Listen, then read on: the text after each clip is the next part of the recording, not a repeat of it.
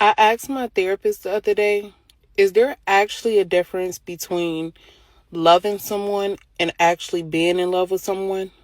And she just paused, like that therapist silence. She looked at me and she said, absolutely.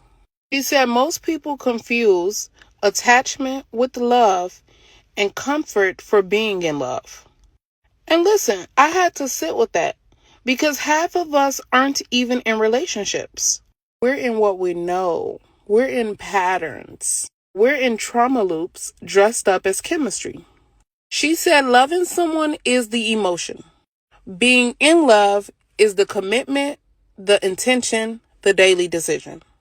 One is a feeling, the other is the foundation. And then she said something that dragged me across the room. She said you can love someone because they fill a void, or because they reminded you of something you needed, or that they showed up during a lonely chapter of your life.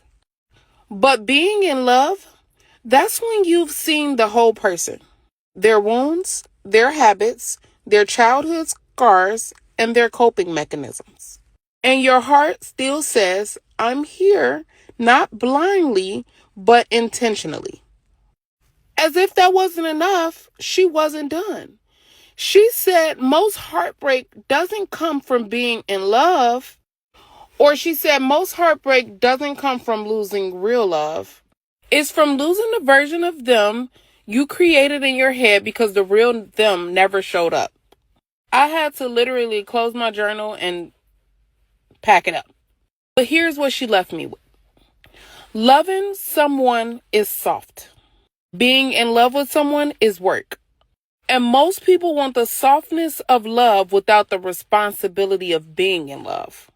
To me, that ain't a word. So if you're confused right now, if you're stuck between holding on and letting go, if you're wondering why something feels heavy even though you love them, ask yourself this. Are you actually in love, or are you in love with the idea of them?